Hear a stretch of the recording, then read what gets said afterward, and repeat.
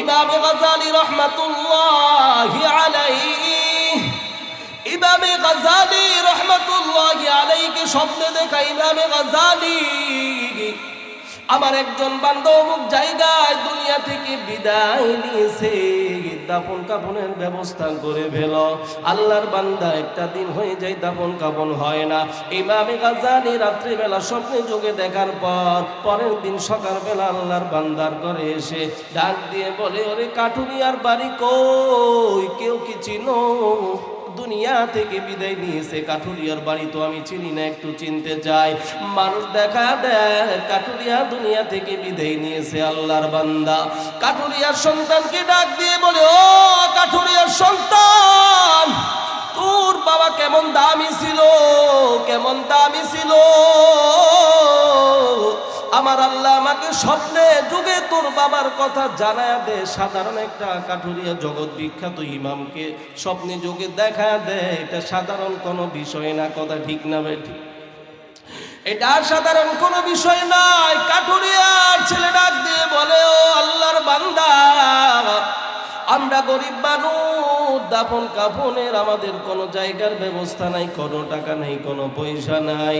ইমামে গাজ্জালী ডাক দিয়ে বলে, ওরে আল্লাহর বান্দা, দাফন কাফনের ব্যবস্থা করব, কোনো টেনশন নাই। দাফন কাফনের ব্যবস্থা হয়ে গেল, জানাজার নামাজটা পড়ায়া দাফন করে আসলো। দাফন করে আসার পর কাঠুরিয়ার সন্তানকে ডাক দিয়ে বলে, ওরে কাঠুরিয়ার সন্তান, আমি একটু জানতে চাই তোমার বাবা কি আমল করতো, কি করতো? তোমার বাবা আল্লাহর কাছে তো দামি। কাঠুরিয়াকে ডাক দিয়ে, কাঠুরিয়ার ছেলে ডাক দিয়ে বলে, ওরে আল্লাহর বান্দা, জগৎ বিখ্যাত ইমাম ইমামে গাজ্জালী, ওরে আল্লাহর বান্দা শুনিয়া নাও, আমার বাবা একজন গরিব, আমার বাবা একজন কাঠুরিয়া, গরিব অসহায়। আমার বাবার মতো এলাকার ভিতরে গরিব কেউ নাই। বলে, তোমার বাবা কোন আমলের কারণে আল্লাহর কাছে এত দামি? বলে, আমার বাবা ওরকম কোনো আমল করতো না। বলে, কি আমল করতো একটু জানতে চাই। বলে, আমার বাবার ঘরের ভিতরে একটা কোরআনের কপি ছিল। কিসের কপি? জোরে বলেন। কোরআনের কপি ছিল।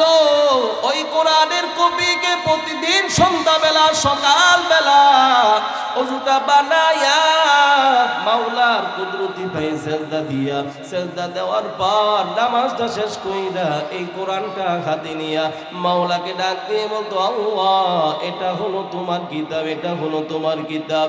আয় আল্লাহ, তোমাকে ভালোবাসি, তোমার কিতাবটাকে ভালোবাসি। আয় আল্লাহ, তুমি ছিলে আমাকে মাফ করে দাও। কাঠুরিয়ার সন্তান চোখের পানি ঝরঝর করে নিচে পড়ে আর ডাক দিয়ে বলে, ওরে আল্লাহর বান্দা, আমার বাবা বড় অসহায়, আমার বাবা বড় গরিব, আল্লাহর কাছে দামি হওয়ার জন্য কোন আমল করছে বলতে পারি না।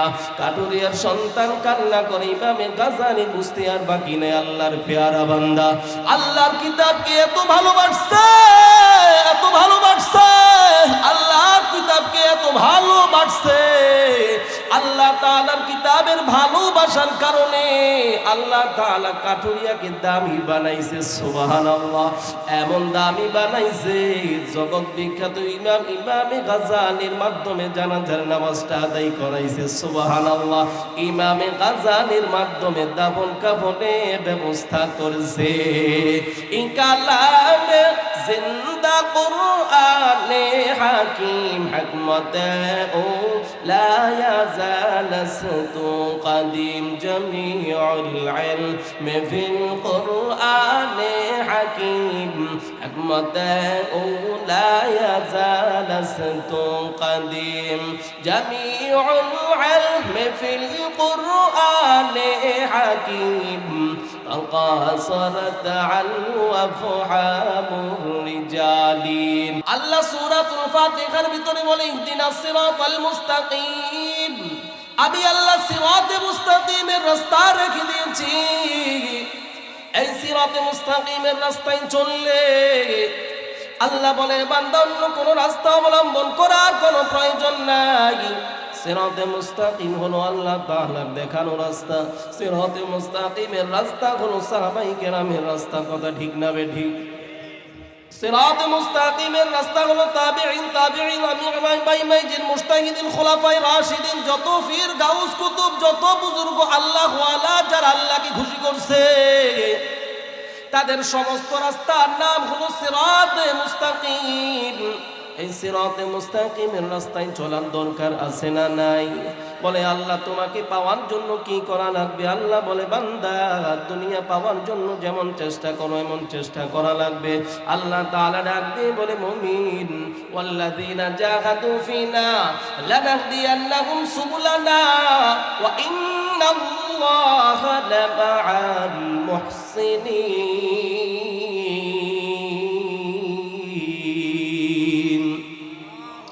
আল্লাহ তাআলা বলে বান্দা আমি আল্লাহকে পাওয়ার জন্য চেষ্টা কর। তুই বান্দা বড় দুর্বল, ওয়াখলিকাল ইনসানু দাঈফা, তোর মতো দুর্বল অসহায় কেউ নাই। আমি আল্লাহ জানি তোর মতো দুর্বল অসহায় কেউ নাই। ইকরা বিসমি রাব্বিকাল্লাযী খালাক, ইকরা বিসমি রাব্বিকাল্লাযী খালাক। বিসমি রাব্বিক মানে আল্লাহ তাআলার নামের পড়া পড়ো। আল্লাহ তাআলার নামের পড়া মানে হলো কোরআন পড়া, কথা ঠিক না বেঠি? সেই কোরআনের মাধ্যমে যে হাদিসের মাধ্যমে আল্লাহকে চিনা যায় ওই কোরআনটা ধরো। ওরে নবীর উম্মতের দল, দুর্ভাগ্যের বিষয় হলো আমাদের দুনিয়ার বাড়ি ঘরে আমাদের কোনো কিতাবের অভাব নাই, কোনো বই পুস্তকের অভাব নাই। যত ডিগ্রি আছে ডিগ্রিওয়ালাদের বই পুস্তকের কোনো অভাব নাই। কিন্তু মুসলমান হতভাগা, মুসলমানের ঘরে আজ কোরআন পাওয়া যায় না। কথা বলে না। যদিও মুসলমানের ঘরে কোরআন আছে কিন্তু কোরআনের কোনো মোহাব্বত নাই, সম্মান নাই, কথা ঠিক না বেঠিক? অথচ আল্লাহ রাব্বুল আলামিন বলে ও মুমিন, এই কোরআনকে যারা মানছে, এই কোরআনকে যারা মোহাব্বত করছে, যারা ভালোবাসছে, আমি আল্লাহ তাদেরকে মোহাব্বত করে ভালোবাসে আমি আল্লাহ তাদেরকে সম্মানিত বানাই দিয়েছি। সুবহানাল্লাহ। আমাদের দেশের পাশে গুজরাট, ভারতের গুজরাট একটা এলাকা আছে না নাই? একটা প্রদেশ আছে না নাই? তৎকালীন জামানায় গুজরাটের ভিতরে বর্তমান যে কোরআনের কবি ওইটা তখনও আসে নাই। হঠাৎ করে গুজরাটের মানুষ সকলের মুসলমানদের মুখে মুখে হয়ে গেছে কোরআনের কবি ছাপা হয়েছে, নতুন নতুন কোরআনের কবি ছাপা হয়েছে। একজন কাঠুরিয়া আল্লাহর বান্দা গরিব মানুষ কাঠ কেটে এনে জীবন পরিচালনা করে, কিন্তু কাঠুরিয়া মুসলমান আল্লাহকে ভয় করে, আল্লাহর কিতাবকেও মোহাব্বত করে। সুবহানাল্লাহ।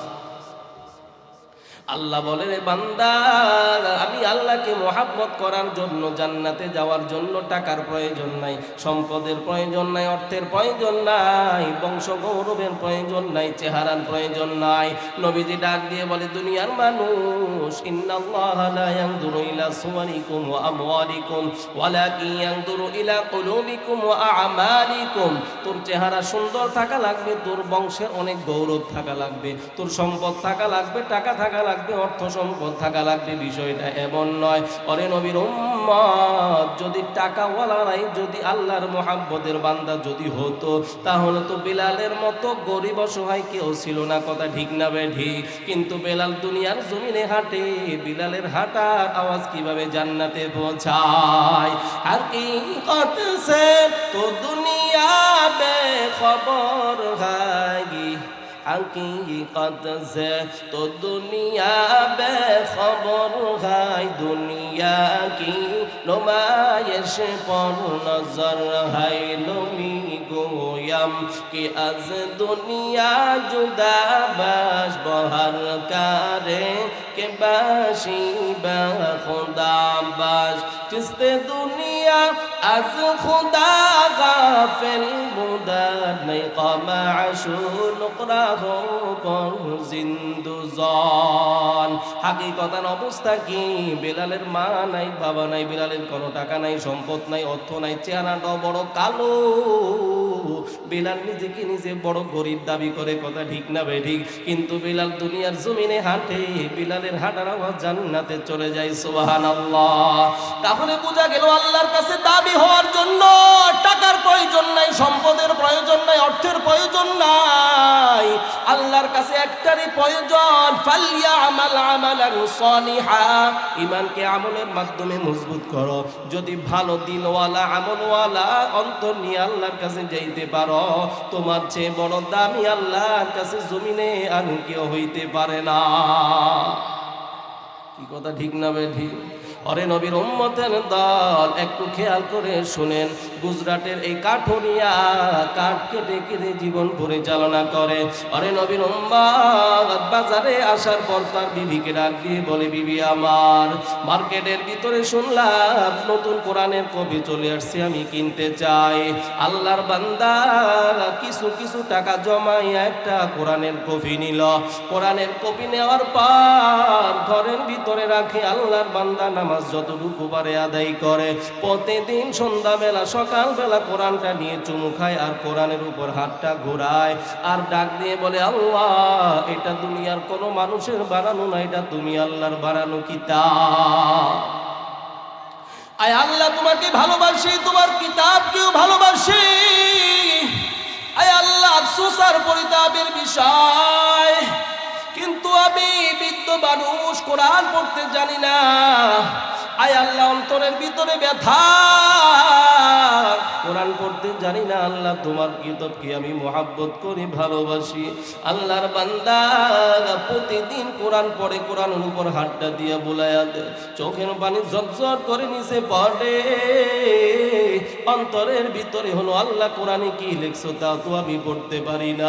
আয় আল্লাহ, যদিও পড়তে পারি না, তোমার জন্য মোটেও মায়া কম নয়। আয় আল্লাহ, যেমন তোমার জন্য মায়া, তেমনি ভাবে তোমার কোরআনের জন্য অনেক মায়া।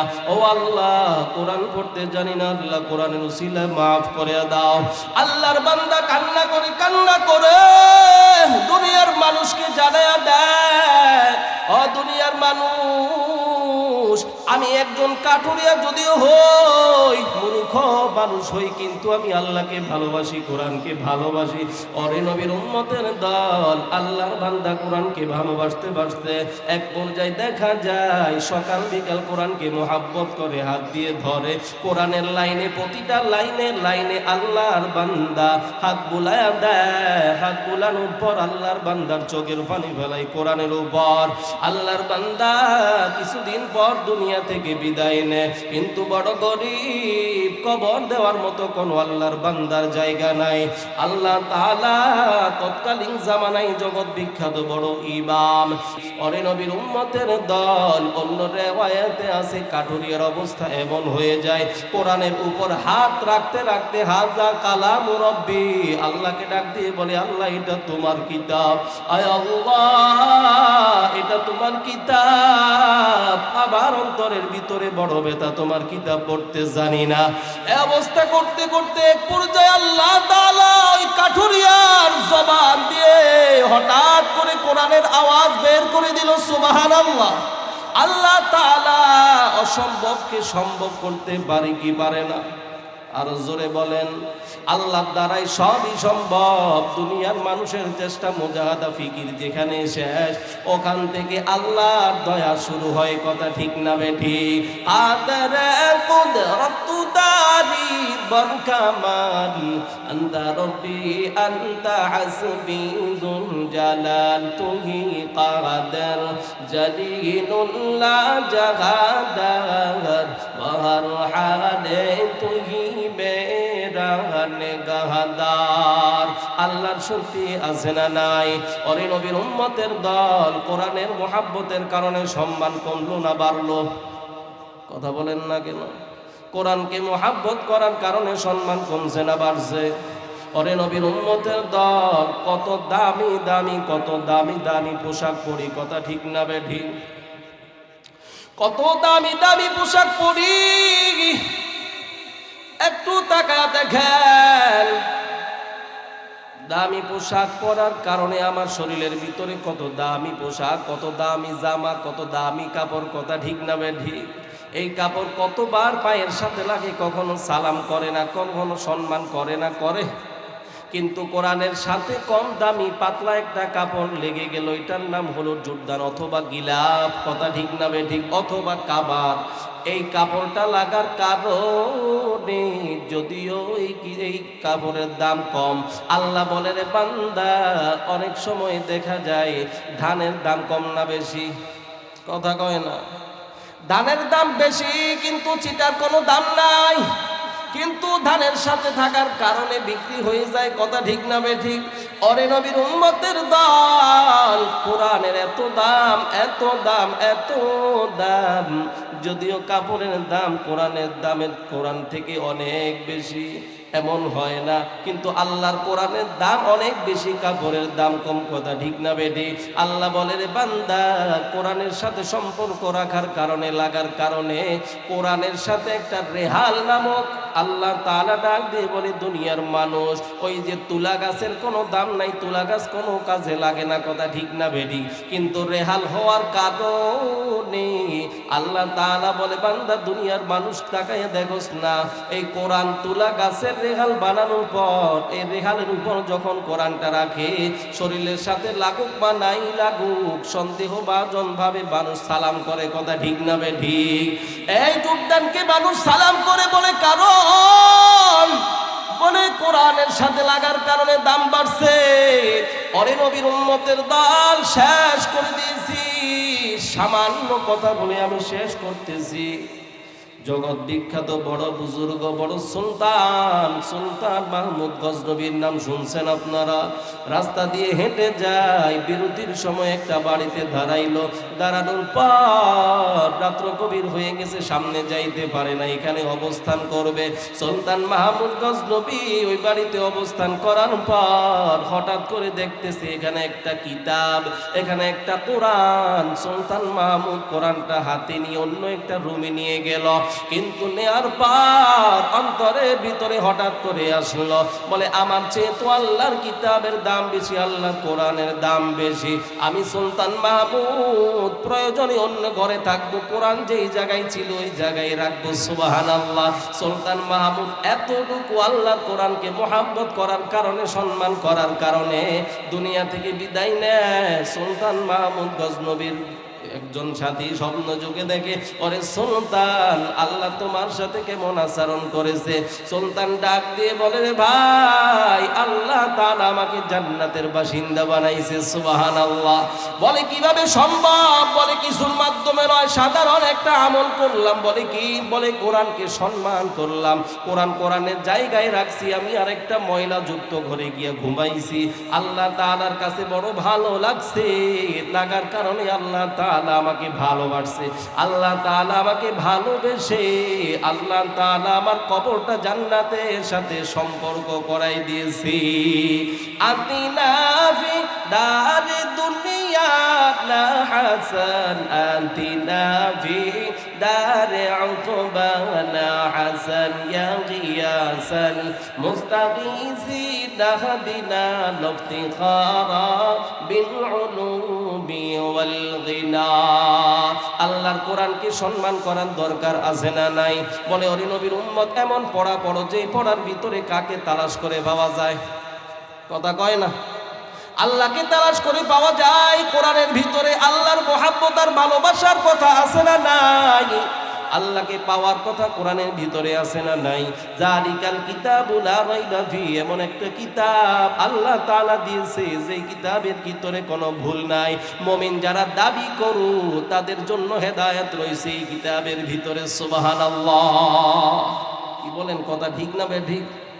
আল্লাহ তাআলা কোরআনকে মহব্বত করার মতো, কোরআনকে বুঝার মতো, আমল করার মতো সেই তৌফিক, সেই হিম্মত আল্লাহ তাআলা দান করুক। সকলে বলি আমিন।